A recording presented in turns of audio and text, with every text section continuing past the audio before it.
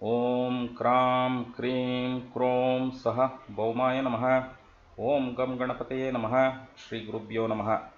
ಎಲ್ಲರಿಗೂ ನಮಸ್ಕಾರ. ಇದು ವಿನಯ್ ಅಸ್ಟ್ರಾಲಾಜಿಕ್ಕಿಂದ. ಲಾಸ್ಟ್ ಟೈಮ್ ಕೋವಿಡ್-19 ಅಥವಾ ಕರೋನಾ ವೈರಸ್ ಬಗ್ಗೆ ಒಂದು ವಿಡಿಯೋ ಮಾಡಿ ಪೋಸ್ಟ್ ಮಾಡಿದ್ದೆ. ಇವತ್ತು ಮೇ ಮತ್ತು ಜೂನ್ ತಿಂಗಳುಗಳು ಹೇಗಿರುತ್ತೆ ಅಂತ ಒಂದು ವಿಶ್ಲೇಷಣೆ ಮಾಡಲಿಕ್ಕೋಸ್ಕರ ಈ ವಿಡಿಯೋ ಮಾಡ್ತಾಯಿದ್ದೀನಿ. ಎಸ್ಪೆಷಲಿ 11th ಮೇಯಿಂದ 30th ಜೂನ್ವರೆಗೆ ಸ್ವಲ್ಪ ಟೈಮ್ ಸರಿ ಇಲ್ಲ ಅಂತ ಚಾರ್ಟ್ ಇಂಡಿಕೇಟ್ ಮಾಡ್ತಾ ಇರೋದ್ರಿಂದ ಅದನ್ನು ಡೀಟೇಲಾಗಿ ಅನಾಲಿಸಿಸ್ ಮಾಡಿದ್ಮೇಲೆ ಈ ಒಂದು ವಿಡಿಯೋನ ಮಾಡ್ತಾಯಿದ್ದೀನಿ. ಸೊ ಮೊದಲನೇದಾಗಿ ಕನ್ನಡದಲ್ಲಿ ವಿಶ್ಲೇಷಣೆ ಮಾಡಿ ಅನಂತರ ಇದನ್ನು ಇಂಗ್ಲೀಷ್ನಲ್ಲಿ ಕೂಡ ಸಮ್ಮರೈಸ್ ಮಾಡ್ತೀನಿ ಎಂಡ್ ಆಫ್ ದ ವಿಡಿಯೋ. ಯಾಕೆಂದರೆ ಸುಮಾರು ಹೊರ ರಾಜ್ಯದ ಫಾಲೋಯರ್ಸ್ ಏನಿದ್ದಾರೆ ಅವರು ಲಾಸ್ಟ್ ಟೈಮ್ ವಿಡಿಯೋ ಪೋಸ್ಟ್ ಮಾಡಿದಾಗ ಇಂಗ್ಲೀಷ್ನಲ್ಲೂ ಕೂಡ ಸಮ್ಮರೈಸ್ ಮಾಡಿ ಅಂತ ರಿಕ್ವೆಸ್ಟ್ ಮಾಡ್ಕೊಂಡಿದ್ರು. ಸೊ ಅವರಿಗೋಸ್ಕರ, so whoever cannot follow Kannada, please watch this video till the end. I will try to summarize the entire story towards the end of this video. ಮೊದಲನೇದಾಗಿ ಕನ್ನಡದಲ್ಲಿ. So ಪ್ರಸ್ತುತ COVID-19 situation ಎಲ್ಲರಿಗೂ ಗೊತ್ತುಂಟು. ಯಾವ ಥರ ಎಲ್ಲ ದೇಶಗಳು ಅದರದ್ದೊಂದು ಕಪಿಮುಷ್ಟಿಯಿಂದ ಬರಲಿಕ್ಕೆ ಸೆಣಸಾಡ್ತಾ ಇದ್ದಾವೆ ಅಂತ. ಅದು ಕಂಟ್ರೋಲಿಗೆ ಖಂಡಿತ ಬರುತ್ತೆ, ಇನ್ನೂ ಸ್ವಲ್ಪ ಸಮಯ ಬೇಕು. ನಾವು ಯಾವ ಥರ ಅಂದ್ಕೊಂಡಿದ್ವಿ ಅಸ್ಟ್ರಾಲಾಜಿಕಲಿ ಅದೇ ಥರನೇ ಟ್ರ್ಯಾಕಲ್ಲಿದೆ. ಸೊ ಅದು ಪರವಾಗಿಲ್ಲ, ಆಗುತ್ತೆ. ಅದ್ರ ಜೊತೆ ಈಗ 11th May to 30th June ಕೆಲವು ಬೆಳವಣಿಗೆಗಳು, ಕೆಲವು ಅಹಿತಕರ ಘಟನೆಗಳು ಆಗುವಂಥ ಒಂದು ಸಂಭಾವನೆ ತುಂಬ ಹೆಚ್ಚಾಗಿದೆ ಈ ಚಾರ್ಟ್ ಪ್ರಕಾರ. ಸೊ ಯಾಕೆ, ಏನಾಗ್ತಾ ಇದೆ ಅನ್ನೋದನ್ನು ಫಸ್ಟು ಕನ್ನಡದಲ್ಲಿ ವಿಶ್ಲೇಷಣೆ ಮಾಡಲಿಕ್ಕೆ ಪ್ರಯತ್ನ ಪಡ್ತೀನಿ. ಮೊದಲನೇದಾಗಿ ಏನಾಗ್ತಾ ಇದೆ ಅಂತಂದರೆ, ಯುರೇನಸ್ ಅಂತ ಒಂದು ಗ್ರಹ, ಅದು ಮೇಷರಾಶಿನಲ್ಲಿ 11ನೇ ತಾರೀಕು ಎಂಟರ್ ಆಗುತ್ತೆ. ಯುರೇನಸ್ ಅನ್ನೋದು ರಾಹುವಿನ ಒಂದು ವಿಸ್ತಾರಿತ ರೂಪ ಅಂತ ಹೇಳ್ತೀವಿ. ರಾಹು ಬುಧನ ವಿಸ್ತಾರಿತ ರೂಪ ಮತ್ತು ಯುರೇನಸ್ ಬಂದು ರಾಹುವಿನ ವಿಸ್ತಾರಿತ ರೂಪ. So it's A malefic planet, ಅಂದರೆ ಕ್ಷುದ್ರ ಗ್ರಹ. 1939ರಲ್ಲಿ ಎರಡನೇ ವಿಶ್ವಯುದ್ಧ ಆದಾಗ ಇದೇ ಮೇಷರಾಶಿನಲ್ಲಿ ಈ ಯುರೇನಸ್ ಅನ್ನೋ ಗ್ರಹ ಬಂದಿತ್ತು. ಈ ಯುರೇನಸ್ ಗ್ರಹ ಎಷ್ಟು ಪವರ್ಫುಲ್ಲಪ್ಪ ಅಂತಂದರೆ, ಇದು ಒಂದು ಜನಜೀವನನ ಒಂದು ಅಸ್ತವ್ಯಸ್ತ ಮಾಡುವಂಥ ಒಂದು ಪ್ರಾಬಲ್ಯವನ್ನು ಈ ಗ್ರಹ ಹೊಂದಿದೆ. ಯಾವಾಗ ಇದು ಈ ಮೇಷರಾಶಿನಲ್ಲಿ ಬಂದಿದೆಯೋ ಅವಾಗೆಲ್ಲ ಜನಜೀವನ ಅಸ್ತವ್ಯಸ್ತ ಆಗಿದೆ. ಇದು ಒಂದನೇ ವಿಚಾರ, ಒಂದನೇ ನಮಗೆ ಇರುವಂಥ ಒಂದು ಅಪಾಯ. ಎರಡನೇದಾಗಿ, ಮಕರ ರಾಶಿನಲ್ಲಿ ಶನಿ ಮತ್ತು ಗುರು ಒಟ್ಟಿಗೆ ಇದ್ದಾರೆ. ಶನಿ ಆ್ಯಕ್ಚುಲಿ ಬಂದು ಬಹಳ ದಿನ ಆಯಿತು. ಯಾವಾಗ ಶನಿ ಈ ಮಕರ ರಾಶಿನಲ್ಲಿ ಬಂದನೋ ಆವಾಗ ಆ್ಯಕ್ಚುಲಿ ಈ ಕರೋನಾ ವೈರಸ್ ಒಂದು ಪ್ರಮಾಣ ಏನಿದೆ ಅದು ತುಂಬ ತೀವ್ರತೆಯನ್ನು ಪಡೆದುಕೊಂತು. ಯಾಕೆ ಅಂತಂದರೆ, ಅಸ್ಟ್ರಾಲಾಜಿಕಲಿ ಜ್ಯೋತಿಷದ ಪ್ರಕಾರ ಶನಿ ಎಲ್ಲಿರ್ತಾನೋ ಆ ಮನೆಯಿಂದ 3ನೇ ಮನೆ ಏನಿದೆ ಅದರದ್ದು ಆತ ಕಾರಕತ್ವವನ್ನು ಕೊಡ್ತಾನೆ. ಸೊ ಶನಿ ಇರೋದು ಮಕರ ರಾಶಿ ಅಂದರೆ ಶನಿಯಿಂದ 3ನೇ ಮನೆ, 1, 2, 3, 3ನೇ ಮನೆ ಮೀನರಾಶಿ. ಇಲ್ಲಿ ನೀವು ನೋಡ್ತಾ ಇರೋ ಒಂದು 12 ರಾಶಿಗಳು, 12 ಮನೆಗಳಿಗೂ ಒಂದು ಅದರದೇ ಆದ ಒಂದು ಗುಣಲಕ್ಷಣಗಳು, ವೈಶಿಷ್ಟ್ಯತೆಗಳು ಇರುತ್ತೆ.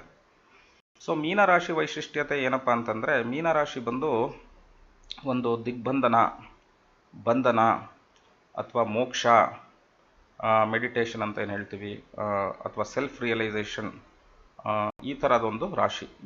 ಗುರು ತತ್ವಕ್ಕೆ ಸಂಬಂಧಪಟ್ಟ ರಾಶಿ. ಸೊ ಯಾವಾಗ ಶನಿ ರಾಶಿ ಕಾರಕತ್ವ ಕೊಡ್ತಾನೋ ಆವಾಗ ಜನಗಳಿಗೆ ಒಂಥರ ಜ್ಞಾನೋದಯ ಆಗೋದು ಮತ್ತು ಒಂದು ಬಂಧನದಲ್ಲಿರೋದು, ಈ ಥರ ಒಂದು ರಿಸಲ್ಟ್ಸ್ ಬರುತ್ತೆ ಇದರಿಂದ. ಸೊ ಹಾಗಾಗಿನೇ ಈ ಇಡೀ ಪ್ರಪಂಚ ಒಂಥರ ಬಂಧನಕ್ಕೊಳಗಾಗಿ ಎಲ್ಲರಿಗೂ ಒಂಥರ ಜ್ಞಾನೋದಯ ಆಗುವಂಥ ಒಂದು ಸಂದರ್ಭನ ಶನಿ ಇಲ್ಲಿ ಸೃಷ್ಟಿಸಿದ್ದಾನೆ. ಈಗ ಅದರ ಜೊತೆ ಶನಿ ಜೊತೆ ಇಲ್ಲಿ ಗುರು ಕೂಡ ಇದೆ. ಗುರು ಒಳ್ಳೆ ಗ್ರಹ ಆದರೂ ಕೂಡ ಅವನು ಈ ರಾಶಿನಲ್ಲಿ ತನ್ನ ಬಲವನ್ನು ಕಳ್ಕೊಂಡು ಬಿಡ್ತಾನೆ. ಸೊ ಗುರು ಇಲ್ಲಿ ನೀಚ ಆಗ್ತಾನೆ. ಇಲ್ಲಿ ಯಾವಾಗ ಒಂದು ಒಳ್ಳೆ ಗ್ರಹ ನೀಚ ಆಗುತ್ತೋ ಆವಾಗ ಎಲ್ಲ ಕ್ಷುದ್ರ ಗ್ರಹಗಳಿಗೂ ಒಂದು ಪ್ರಾಬಲ್ಯ ಬಂದ್ಬಿಡುತ್ತೆ. ಸೊ ಸ್ಯಾಟರ್ನ್ ಆಗಲಿ, ಶನಿ ಆಗಲಿ, ಅಥವಾ ರಾಹು ಆಗಲಿ, ಕೇತು ಆಗಲಿ, ಇವಕ್ಕೆಲ್ಲ ಒಂದು ಒಂದು ಪ್ರಾಬಲ್ಯತೆ ಬರುತ್ತೆ. ಆಗ ಕ್ಷುದ್ರ ಗ್ರಹಗಳು ರಾರಾಜಿಸೋಕ್ಕೆ ಶುರು ಮಾಡುತ್ತೆ. ಸೊ ಗುರು ನೀಚ ಆಗಿರೋದ್ರಿಂದ ಇಲ್ಲಿ ಇವಾಗ ರಾಹು ತುಂಬ ಪ್ರಾಬಲ್ಯತೆ ತಗೊಂಡು ರಾಹು ಸ್ವಲ್ಪ ತೊಂದರೆಗಳನ್ನ ಕೊಡಲಿಕ್ಕೆ ಶುರು ಮಾಡ್ತಾನೆ. ಸೊ ರಾಹು ಬಗ್ಗೆ ಸ್ವಲ್ಪ ತಿಳ್ಕೊಳ್ಳೋಣ. ಸೊ ರಾಹು ಅಂದರೆ ಏನು? ರಾಹು ಅಂದರೆ ವಿದೇಶಿಗರು, ವಿದೇಶದಿಂದ ಏನು ವ್ಯವಹಾರ ಮಾಡ್ತೀವಿ, ಪಾರ್ಟ್ನರ್ಶಿಪ್ ಇರುತ್ತೆ, ಅದಕ್ಕೆ ಸಂಬಂಧಪಟ್ಟ ಹಾಗೆ ಕೆಲಸ ಮಾಡ್ತಾನೆ. ಮತ್ತು ಒಂದು ಜನಾಂಗ, ಒಂದು ಪರ್ಟಿಕ್ಯುಲರ್ ಜನಾಂಗದ ಒಂದು ವರ್ಗ, ಅವ್ರನ್ನೂ ಕೂಡ ಈ ರಾಹು ಅನ್ನೋದು ಬಿಂಬಿಸುತ್ತೆ. ಯಾರು ಸಮಾಜಘಾತುಕ ಶಕ್ತಿಗಳಿರುತ್ತೆ, ಅಥವಾ ಯಾರು ತುಂಬ ವಿದ್ಯಾವಂತರಾಗಿರಲ್ಲ, ಅವಿದ್ಯಾವಂತರು, ಯಾರು ಪ್ರಚೋದನೆಗೆ ಒಳಗಾಗ್ತಾರೆ ಅಂತ, ಅದರಿಂದ ಕೆಲವು ಸಮಾಜಘಾತುಕ ಚಟುವಟಿಕೆಗಳನ್ನ ಮಾಡ್ತಾರೆ, ಅವ್ರನ್ನೂ ಕೂಡ ಈ ರಾಹು ಅನ್ನೋದು ಬಿಂಬಿಸುತ್ತೆ. ಸೊ ಒಂದು ಯುರೇನಸ್ಸಿಂದ ತೊಂದರೆ, ಎರಡನೇದು ಈ ರಾಹು, ಎಸ್ಪೆಷಲಿ ಇದು 12ನೇ ಮನೆಯಲ್ಲಿರೋದ್ರಿಂದ, ಇದು ಲಗ್ನದಿಂದ 12ನೇ ಮನೆಯಲ್ಲಿ ರಾಹು ಇರೋದ್ರಿಂದ ಇದು ಏನು ಇಂಡಿಕೇಟ್ ಮಾಡುತ್ತಪ್ಪ ಅಂದರೆ ಲಾಸ್, ಅಂದರೆ ರಾಹುವಿನಿಂದ ನಷ್ಟ, ಇದನ್ನು ಇಂಡಿಕೇಟ್ ಮಾಡುತ್ತೆ. ಅದ್ರ ಜೊತೆ ಈ ಮಕರ ರಾಶಿ ಏನಿದೆ ಅದು ಲಗ್ನದಿಂದ 7ನೇ ಮನೆಯಲ್ಲಿದೆ. 1, 2, 3, 4, 5, 6, 7. ಸೊ ಲಗ್ನದಿಂದ 7ನೇ ಮನೆ ಏನು ಸೂಚಿಸುತ್ತೆ ಅಂದರೆ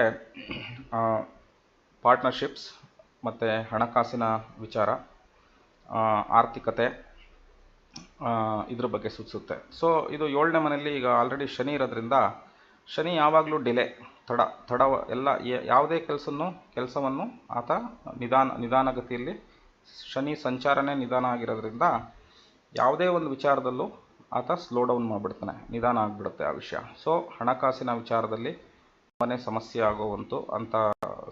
ಆಗುವಂಥ ಒಂದು ಸೂಚನೆ ಕಂಡು ಬರ್ತಾ ಇದೆ. ಸೊ ರಿಸೆಷನ್ ಆಗ್ಬೋದು, ಅಥವಾ ಆರ್ಥಿಕತೆ ಪರಿಸ್ಥಿತಿ ತುಂಬ ಹದಗೆಡಬಹುದು. ಈಗಾಗಲೇ ಹದಗೆಟ್ಟಿದೆ, ಅದು ಇನ್ನೂ ಕೂಡ ಹದಗೆಡುವಂಥ ಒಂದು ಪ್ರಮೇಯದಲ್ಲಿ ಸೃಷ್ಟಿಯಾಗ್ತಾ ಇದೆ. ಸೊ ಇದೆಲ್ಲ ಈ ಯುರೇನಸ್, ರಾಹು ಮತ್ತು ಈ ಸ್ಯಾಟರ್ನ್ ಕಾಂಬಿನೇಷನ್, ಅವು ಯಾವ್ಯಾವ ಮನೇಲಿದ್ದಾವೆ ಈ ಚಾರ್ಟಲ್ಲಿ, ಕುಂಡ್ಲಿನಲ್ಲಿ, ಅದ್ರ ಮೇಲ್ಗಡೆ ಇದರದ್ದು ಒಂದು ಕಾರಕತ್ವಗಳು ಈ ಥರ ಬರುತ್ತೆ. ಸೊ ಹಾಗಾಗಿ ಎಲ್ಲರಿಗೂ ಏನು ಸಜೆಸ್ಟ್ ಮಾಡೋದು ಅಂತಂದರೆ, ಈ 11th ಮೇಯಿಂದ 30th ಜೂನ್ವರೆಗೂ ದಯವಿಟ್ಟು ಎಲ್ಲರೂ ಅಲರ್ಟ್ ಆಗಿರಿ. ಆದಷ್ಟು ಯಾರು ರಿಸ್ಕ್ ತೊಗೋಬಾರ್ದು. ಲಾಕ್ಡೌನ್ ಸಡಿಲ ಮಾಡಿದ್ದಾರೆ ಅಂತ ಅನ್ನೆಸೆಸರಿ ರಿಸ್ಕ್ ತಗೊಳ್ಳೋದು ಒಳ್ಳೆಯದಲ್ಲ. ಈ ಎಲ್ಲ ಕಾಂಬಿನೇಷನಿಂದ ಸೊ ಏನೇನು ಸಮಸ್ಯೆ ಆಗ್ಬೋದು ಅಂತ ನೋಡೋಣ. ಒಂದು, ಭಯೋತ್ಪಾದಕ ದಾಳಿ ಆಗ್ಬೋದು, ಯುದ್ಧ ರೀತಿ ಒಂದು ಸನ್ನಿವೇಶ ಹುಟ್ಟಬೋದು, ಇಂಡಿಯಾ ಪಾಕಿಸ್ತಾನ ನಡುವೆ, ಅಥವಾ ಅಮೇರಿಕಾ ಮತ್ತು ಚೈನಾ ನಡುವೆ ಒಂದು ಟೆನ್ಷನ್ ಕ್ರಿಯೇಟ್ ಆಗ್ಬೋದು, ಒಂದು ಯುದ್ಧ ರೀತಿ ಸನ್ನಿವೇಶ, ವಾರ್ ಲೈಕ್ ಸಿಚುವೇಶನ್ ಅಂತ ಏನು ಹೇಳ್ತೀವಿ, ಆ ಥರ ಒಂದು ಸಂದರ್ಭ ಬರ್ಬೋದು. ಭೂಮಿ ವಿಚಾರವಾಗಿ ತೊಂದರೆ ಆಗ್ಬೋದು, ನ್ಯಾಚುರಲ್ ಡಿಸಾಸ್ಟರ್ಸ್, ಅರ್ಥಕ್ವೇಕ್, ಸುನಾಮಿ, ಈ ಥರ ಒಂದು ಫಾರೆಸ್ಟ್ ಫೈರ್ಸ್, ಈ ಥರ ಒಂದು ಪ್ರಾಬ್ಲಮ್ಸ್ ಕ್ರಿಯೇಟ್ ಆಗ್ಬೋದು. ಜೊತೆಗೆ ಈಗ ಆಲ್ರೆಡಿ ನಾವು ಸ್ವಲ್ಪ ಕರೋನಾ ವೈರಸ್ ಬಗ್ಗೆ ರಿಲೀಫ್ ಆಗಿದ್ದೀವಿ, ಆದರೆ ಒಂದು 2ನೇ ಅಲೆ ಅಂತ ಹೇಳ್ತೀವಿ, ಸೆಕೆಂಡ್ ವೇವ್ ಆಫ್ ಕರೋನಾ, ಅದು ಕೂಡ ಉತ್ಪತ್ತಿ ಆಗ್ಬೋದು. ಮತ್ತೆ ಒಂದು ಕರೋನಾ ಅಲೆ ಕೂಡ ಎದ್ದೇಳ್ಬೋದು. ಸೊ ಈ ಥರ ಎಲ್ಲ ಸಮಸ್ಯೆಗಳು, ಇನ್ನೂ ನಾನಾ ಥರದ ಸಮಸ್ಯೆಗಳಿಂದ ಸೃಷ್ಟಿಯಾಗೋ ಒಂದು ಸೂಚನೆ ಕಂಡು ಬರ್ತಾ ಇದೆ. ಎಲ್ಲ ವಿಷಯನೂ ಹೇಳಲಿಕ್ಕೆ ವಿಡಿಯೋನಲ್ಲಿ ಸಮಯ ಸಾಲದಲ್ಲೇ ಇರ್ಬೋದು. ಆದ್ದರಿಂದ ಯಾವುದು ಮುಖ್ಯವಾದ ವಿಷಯಗಳಿರುತ್ತೆ ಅದರ ಬಗ್ಗೆ ಮಾತ್ರ ಇಲ್ಲಿ ಹೈಲೈಟ್ ಮಾಡ್ತಾ ಇದ್ದೀನಿ. ಇಷ್ಟೆಲ್ಲ ಆದ್ರೂ ಭಾರತ ಇದನ್ನೆಲ್ಲ ಮೆಟ್ಟಿ ನಿಲ್ಲುತ್ತೆ, ಇದರಿಂದ ಫೈನಲಿ ಆಚೆ ಬರುತ್ತೆ. ಆದರೆ ಇದೆಲ್ಲ ಮುಗಿದ ಮೇಲೆ ಬರುವ ತಿಂಗಳು ಮತ್ತು ವರ್ಷಗಳಲ್ಲಿ ಖಂಡಿತ ಬೇರೆ ಬೇರೆ ದೇಶಗಳು ನಮ್ಮ ದೇಶಕ್ಕೆ ಬರುತ್ತೆ, ಲಗ್ಗೆ ಇಟ್ಟು ಹೂಡಿಕೆ ಮಾಡ್ತಾರೆ, ಒಲವು ತೋರಿಸ್ತಾರೆ. ತುಂಬ ಇನ್ವೆಸ್ಟ್ಮೆಂಟ್ಸ್, ಹೂಡಿಕೆ ಭಾರತ ದೇಶದಲ್ಲಿ ಬೇರೆ ಬೇರೆ ದೇಶಗಳಿಂದ ಆಗುತ್ತೆ. ಮತ್ತು ಭಾರತ ಖಂಡಿತ ಒಂದು ವಿಶ್ವಗುರು ಆಗೋದರಲ್ಲಿ ಯಾವುದೇ ಥರದ ಸಂದೇಹ ಕೂಡ ಇಲ್ಲ. ಈ ಯಾರ್ಯಾರ್ದು ಜಾತಕ ಇದೆ ಅದರಲ್ಲಿ ಇವಾಗ ಗುರು ಏನು ನೀಚ ಆಗಿ ಈ ಸ್ಯಾಟರ್ನಿಂದ ಏನು ತೊಂದರೆ ಆಗುವಂಥ ಒಂದು ಪ್ರಮೇಯ ಇರುತ್ತೋ ಅವರೆಲ್ಲ ಕೂಡ ಒಂದು ಪರಿಹಾರವಾಗಿ ಒಂದು ಗಜೇಂದ್ರ ಮೋಕ್ಷ ಅಂತ ಒಂದು ಭಾಗವತದ ಕತೆ. ಇದು ಯೂಟ್ಯೂಬ್ನಲ್ಲಿ ಕೂಡ ಲಭ್ಯ ಇದೆ. ಇದನ್ನು ಅವರು ಕೇಳೋದ್ರಿಂದ ಡೈಲಿ ಈ ಕಥೆನ ಭಾಗವತದ ಒಂದು ಗಜೇಂದ್ರ ಮೋಕ್ಷ ಅನ್ನೋ ಒಂದು ಕಥೆನ ದಿನ ಕೇಳುವುದರಿಂದ ಅವರಿಗೆ ಇದರಿಂದ ಖಂಡಿತ ಪರಿಹಾರ ಸಿಗುತ್ತೆ. ಯಾರಿಗೆ ಗುರು, ಶನಿ ಮತ್ತು ರಾಹು ಈ ಟೈಮಲ್ಲಿ ಅಷ್ಟೊಂದು ಒಳ್ಳೆ ಕಾರಕತ್ವ ಕೊಡ್ತಾ ಇಲ್ಲ ಅವರವರ ಜಾತಕದಲ್ಲಿ, ಖಂಡಿತ ಅವರು ಈ ಗಜೇಂದ್ರ ಮೋಕ್ಷ ಕಥೆ ಕೇಳಿ ಪರಿಹಾರನ ಮಾಡ್ಕೋಬೋದು. ಸೊ ಇಷ್ಟು ವಿಷಯ ಕನ್ನಡದಲ್ಲಿ. ಸೊ ಎಲ್ಲರೂ ಸೇಫಾಗಿರಿ, stay home, stay safe. Work from home option ಇದ್ದರೆ ಮನೆಯಿಂದನೇ ಕೆಲಸ ಮಾಡಿ. ಸೊ ಎಲ್ಲರಿಗೂ ಒಳ್ಳೆಯದಾಗಲಿ. ಈಗ ಇದನ್ನು ಕ್ವಿಕ್ಕಾಗಿ I try to summarise the entire story in English. So this is the chart what you are seeing here from 11th May to 30th June. So what's happening is on 11th May a planet by name Uranus is entering into the Aries sign. This planet Uranus is coming to this sign after a gap of almost 81 years. The last time it came to this sign was during the Second World War. So whenever this planet comes to this sign, Aries sign, it has a tendency to create huge problems, mass problems for the human race. So this has happened in the past, and there is a high probability that this might happen even now between 11th May and 30th June. So this is one concern. Along with that, we have Saturn and Jupiter here in Capricorn sign. Saturn was already there. So what Saturn does is Saturn gives the results based on the third sign from where he is sitting. So the third sign from where Saturn is sitting is the Pisces sign. The Pisces sign, usually see every house in this horoscope has its own characteristics. Every sign has its own attributes. So now the Pisces sign's attributes are that it is a creator of moksha, or meditation, or isolation. So that's when Saturn came here in Capricorn. The entire world went into a state of isolation. So this is how the Saturn gives result. At the same time, Jupiter is sitting with Saturn. Though Jupiter is a good planet, in this particular sign, in Capricorn sign, Jupiter loses all its power. It gets debilitated. So whenever a good planet loses its power, all the malefic planets gain a lot of power, like Saturn, Rahu, right, Uranus, Ketu. So all these planets gain a lot of power, and they try to create a havoc in the world, right? So that's what is expected to happen, because the good planet is losing the power. Most of these malefic planets will gain a lot of power, and they try to create a havoc. They try to create a tension, and unexpected and unwanted events may arise from this situation. Apart from that, let's understand what Rahu is. Rahu is basically a malefic planet. It is also an extension of Mercury. And Rahu usually represents foreign countries, people who foreigners, people from other countries. It also indicates the relationship, the foreign relationships. It also indicates a particular section of the society in a community, right? So people who are like want to create trouble, who are usually illiterate or uneducated, who can be easily provoked by others. So there can be issues from those kind of people. So that's how Rahu might trouble us. Then also you can see that this house where in the Capricorn sign where Saturn and Jupiter are sitting, it is the 7th house from the Lagna. 1 2 3 4 5 6 7. The 7th house indicates relationships. The 7th house indicates finance matters, right? So the economy, recession, all that stuff. All of that will be positive if better planets are there, but as I said before, since Jupiter has lost its power and Saturn is sitting there, there are going to be a lot of delays in terms of financial progress. The economy is already down, so there is a high probability of economy going down further. uh, there are going to be issues with respect to recession, huge recessions. Historically huge recessions can set in different countries, so it is indicating that. So as a combination of all of this, given that the malefic planets are going to rule for some time between 11th May to 30th June, there is a high probability that certain events, bad events like terrorist attacks might happen. There can be a war-like situation, say between India, Pak, or there can be tensions between US and China. So all these things might manifest because of these positions and these planets. Right, so there can be also issues created by Rahu, as I mentioned before.